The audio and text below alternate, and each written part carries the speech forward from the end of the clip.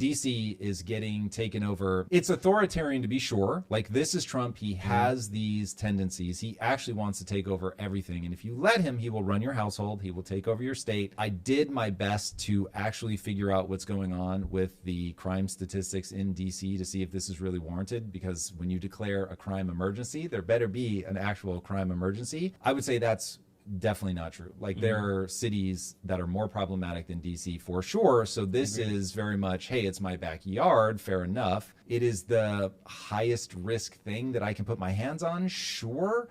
But in terms of it being a crime emergency, if we're going to say that, then there are a lot of places in the US that are crime emergencies. The thing that I found really distressing as I started researching all of this is that we don't have good data. The FBI has changed the method by which they track the crimes in 2021. And so some massive amount of the cities in America are basically like, we're not prepared to report in that either sophisticated or deep way that they're now requesting. So even places like Los Angeles are just like, all of the pundits that are talking about this particular thing that are trying to use stats, like, they're all playing really fast and loose games. The second you try to pinpoint the data from multiple different angles, you get like all these wild answers. It seems like DC, when you take the size of city that it is, it's in 4th place. This is homicide. Not that it's not terrible. It is terrible. It's declining. And so when you say in the face of it declining that there's a crime emergency, that all feels power grabby to me.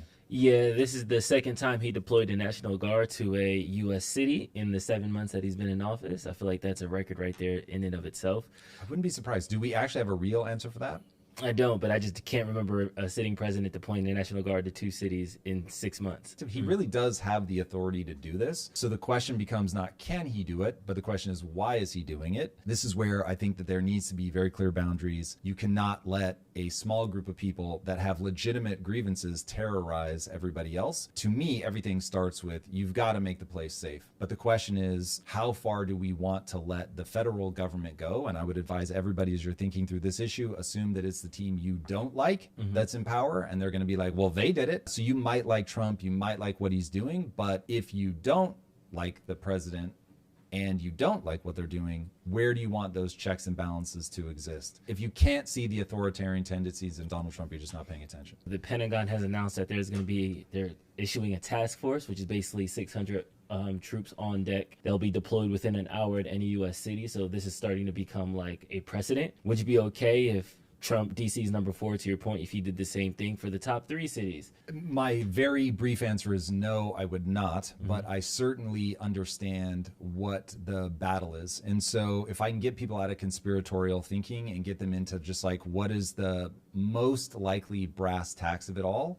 is divided faction in America between the left and the right. Both sides have become pathological, but they each have a tendency. And so if you understand what the tendencies are, you'll have an easier time understanding what's happening right now. And the tendencies are very simple. You have one side from an evolutionary standpoint. The left is going to err on the side of compassion. It gets muddled in with resentment. Do not get me wrong. That's very clear to me. But if you map them as somebody that they really do have a natural inclination towards, I just hate to see other people suffer. I want everybody to do well. I have a very easy time justifying being on that side and saying, hey, look, somebody that grew up hard, was abused, the fact that they become a criminal when they're older, like, I get that. Even though I think that that's going too far, people are giving too much latitude, people are tolerating a level of crime that I think is patently absurd, and I don't know what they're thinking. But like, that's where they're headed. People on the right are, evolutionarily speaking, they're focused on personal responsibility. They're making sure that the group doesn't have freeloaders. When you get a healthy tension between the left and the right, and you think from an evolutionary perspective,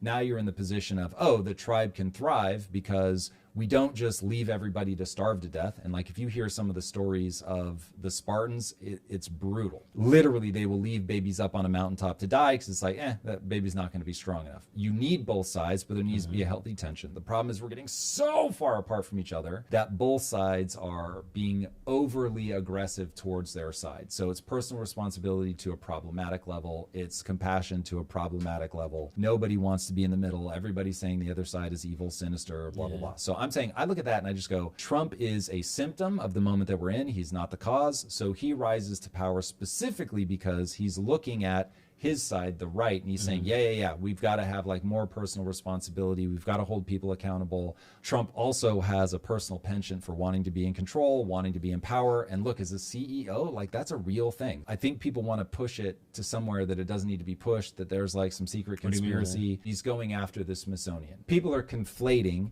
We're coming into DC because it's the hotspot zone that I can control, that I can show my base. People are talking about there's tunnels under the Smithsonian, and it's really about like bringing troops through the tunnels and stuff. I'm just like, hold on. What's far more likely? Propaganda matters. Trump is going to do American propaganda. He's telling you what he's doing, that I want to audit the Smithsonian. It's our 250th birthday coming up, and I want to audit what story they're telling about America. What is America, just a founded on slavery, racist nation, or are we telling a pro-American story? And the reality is every president is going to do propaganda. Every word out of everyone's mouth, myself included, is a choice. You're choosing one word over another. We are all, by definition, framing things. Even if we don't have ill intent, you have to select from thousands of words, and you boil it down to, whatever the 782 words that you use. People are always framing. Politicians are that times 1,000. You don't have to go to conspiracy. It just seems like a thing of control. The propaganda side is that we all are in a battle for narrative, full stop, at all times. With social media, it's so naked. You see it everywhere. But you don't have to go to conspiracy land to understand why any and every president is going to try to control the narrative. The question in chat right now is, what was the inciting incident for him to do the DC takeover? I mean, probably big balls, but like that's theater. A former Doge there was employee. an assault on a former Doge That's staffer big balls. that included a carjacking. Big balls. But then, does that actually make the statement valid that DC is just a crime-ridden city? Well, the stats show you that DC is a crime-ridden city. And our chat says that it's actually not, and the rates are lower than they have been.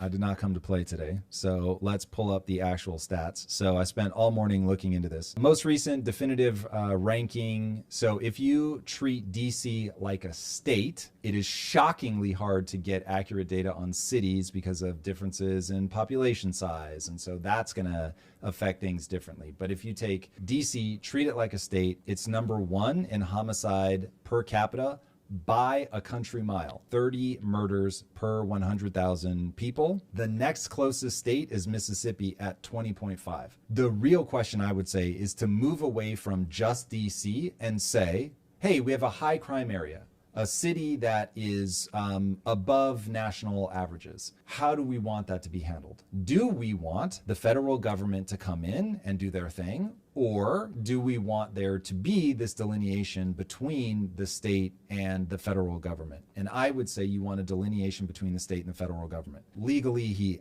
nobody is denying that he has the right to do it. So then it just becomes a question of what is it that we don't like about it? Why wouldn't we want more troops on the ground? And I think the answer is what I was saying before. There's just something about what feels more like a military presence rather than a police presence. The thing that I think people would be wiser to be confronting is, how do we address crime? Like, crime sucks. Having any place have such a disproportionate murder per capita should make everyone be like, okay, that really does suck. And how do we, like, if you reframe it as, how do we help DC? Chad has beef with looking at the state numbers. Can you explain your logic as to why that's when they say they have beef, do they mean I'm confused, or do they mean you're misinterpreting the data and here's how you should actually look at it? They're saying, why are you looking at the state numbers when it's not a state? The city data is very hard to get good numbers for. Even getting someone to give you a list is hard. Like, they'll give you, okay, here's probably the top 5, but you're going to get all this language about probably, extrapolation, hedge. And I was like, why do they keep doing this? So after spending like 2 hours trying to get an answer on city data, I was like, okay, I just accept that the city data is complex. There's always going to be what about this and what about that? But at the state level, things get easier. Are people actually saying that DC doesn't have like a crime problem full stop? They're saying it's apples to oranges, which I think all they're missing is a state is bigger than a city. And it's apples to apples, they're in 4th place. Apples to oranges, they're in 1st place. There you go.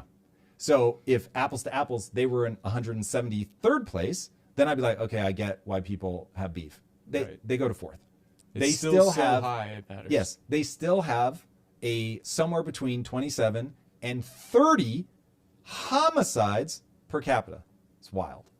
So per 100,000, I should be more specific. DC has a problem. How do we help DC?